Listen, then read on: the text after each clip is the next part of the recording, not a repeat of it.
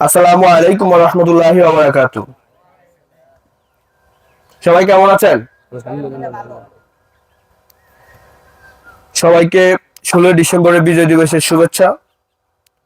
আমরা স্মরণ করছি যাদের ত্যাগের বিনিময়ে আজকে আমরাই স্বাধীনতা পেয়েছি। আরো স্মরণ করছি 2024 গণ অভ্যুত্থানে যারা শহীদ হয়েছে, যেটাকে বাংলাদেশের দ্বিতীয় স্বাধীনতা বলে, আমরা তাদেরকে স্মরণ করছি।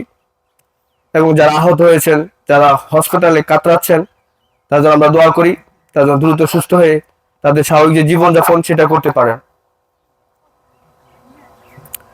আসলামপুরের ঐতিহ্যবাহী প্রতিষ্ঠান আসলামপুর মোহাম্মদিয়া দাখিল মাদ্রাসা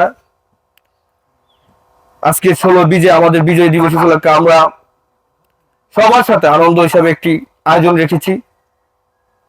এখানে উপস্থিত রয়েছেন যারা আগামী বাংলাদেশ এবং আমাদের মহল্লা, আমাদের ইউনিয়ন, উপজেলাকে বিভিন্নভাবে নেতৃত্ব দিবেন একজাক তরুণ মেধাবী। সবাইকে আমার পক্ষ থেকে সংগ্রামী শুভেচ্ছা এবং অভিনন্দন। আপনারা জানেন, এই তরুণ ছাত্ররাই 52-এর ভাষা আন্দোলন, 24-এর গণ অভ্যুত্থান এই ছাত্র জনতাই ঘটিয়েছে। এই ছাত্র জনতা এত শক্তিশালী, তাদেরকে কেউ দাবি রাখতে পারেনি। সেটা 52-এর ভাষা আন্দোলন হোক, 24-এর গণ অভ্যুত্থান, আপনারা স্পষ্ট দেখেছেন একটি স্বৈরাচার যখন বাংলাদেশে তাদের দেশটাকে একদম ধ্বংসান্ত নিয়ে যাচ্ছিল, তখন এই ছাত্র জনতা গণ অভ্যুত্থান আমাদের নতুন একটি দেশ সৃষ্টি করেছে। তাই আমি মনে করি এই ছাত্র সমাজ, এই ছাত্ররা যদি দেশের জন্য কাজ করে, এই দেশ কখনো পিছিয়ে পড়বে না। তাই এখান থেকে আমি আমার এই মহল্লায়, আমার এই প্রতিষ্ঠান, আমি এখানে পড়াশোনা করেছি, আমি আপনাদেরকে আজকে বলতে চাই কিভাবে একটি সুন্দর, আমাদের মহল্লা থেকে শুরু করে আমরা কিভাবে একটি সুন্দর দেশ রাষ্ট্র গঠন করতে পারি, সে অনুযায়ী আমরা কাজ করব। আমাদের কাজ হলো আমরা একটি সুন্দর দেশ, যেখানে রাজনীতি হবে সবার, যেখানে নেতা না বড় হয়ে নীতি হবে সবার বড়। আমরা দেখতে পাচ্ছি ইদানিং যে রাজনীতি, আমাদের তরুণ রেগে যাচ্ছে না। তাই বলছি না তোমরা এখনই রাজনীতিতে জড়িত হও। আমরা চাচ্ছি তোমরা বাংলাদেশের ডাবি, জবি, ছবি মতো বিশ্ববিদ্যালয়ে পড়াশোনা করো, বুয়েট, চুয়েট, কুয়েট, মেডিকেলে, তোমরা সেখানে চান্স পাও। কিন্তু আমাদের দেশপ্রেম দরকার আছে। আমরা চাই এই দেশকে বদলে দিতে। এই জন্য আমরা চাই আমাদের মহল্লা থেকে রাজনৈতিক যেই প্রেক্ষাপট, বাংলাদেশের যেই রাজনীতির আগে যে কালচার, সেটা পরিবর্তন করে নতুন একটি রাজনৈতিক সূচনা সৃষ্টি করতে, যেখানে কোনো রাজনীতি হবে না দখলদারিত্বের, হানাহানি, পেশি শক্তি, অকার্যে কারো দেখাবে না, যেখানে রাজনীতি সাধারণ মানুষের, একজন রিক্সা চালক, একজন ভ্যান চালক, একজন সাধারণ শ্রমিক, একজন কৃষক, রাজনীতি সব জনতার।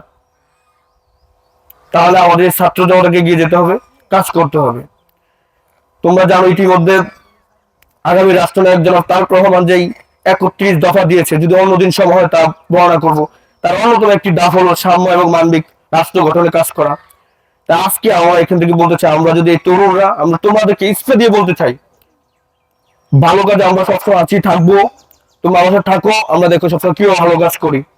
আমরা আজকে আমার এই ক্ষুদ্রতম চেষ্টা, তোমরা যেভাবে এসেছ, সবাইকে আবার আমার পক্ষ থেকে আন্তরিক শুভেচ্ছা এবং অভিনন্দন জানাচ্ছি। তোমাদের আসার কারণে পৃথিবীটা অনেক সুন্দর হবে। তোমাদের যে কোনো ভালো কাজে আমাকে পাবা। আমরা একটি সাম্য এবং মানবিক রাষ্ট্র গঠনে একসাথে কাজ করব, একসঙ্গে কাজ করব। আগের যেই দুশোর আগের যে রাজনীতির কালচার, যেটা তোমরা আতঙ্কে ছিল, সেটা থাকবে না। রাজনীতির প্রতিযোগিতা, রাজনীতি প্রতিহিংসার নয়। সেখানে হবে আমাদের ভালো প্রতিযোগিতা, ন্যায্য সাধারণ জনগণের অধিকার। আমরা কাজ করবো দেশ নিয়ে, আমরা দেশের মানুষের কল্যাণের জন্য কাজ করবো। আমরা এরকম নেতা তৈরি করবো, এরকম নেতার পিছু করবো যে নিজেকে প্রাধান্য না দিয়ে আগে জনগণকে প্রাধান্য দিবে। আমরা দেশের সার্বভৌমত্ব রক্ষার্থে সবাই এক, আগে দেশ, এদেশ আমাদের, এদেশ আমাদের সবার, তাই না? তাই এই দেশকে আমাদের রক্ষা করতে হবে। তাই আজকে থেকে আমি তোমাদেরকে এখানে বলছি, প্রতিজ্ঞা করছি, চলো আমরা আসলামপুর আমাদের মহল্লা থেকেই একটি পরিষ্কার পরিচ্ছন্ন রাজনীতি গঠন করি, রাজনৈতিক দল করি। আসলামপুর জাতীয় ছাত্র দলের পক্ষ থেকে আজকে আমার এই ক্ষুদ্রতম চেষ্টা, তোমাদেরকে দুই দলকে কি সুন্দর হবে ইনশাআল্লাহ, তোমরা আশা করি খুব চমৎকার আজকে উপভোগ করবা এবং তোমাদের সুন্দর স্মৃতি জানানো হবে আগামীতে। যে কোনো ভালো কাজে সবসময় আছি, থাকবো। চলো একসাথে দেশ গড়ি, একসাথে দেশ পাল্টাই।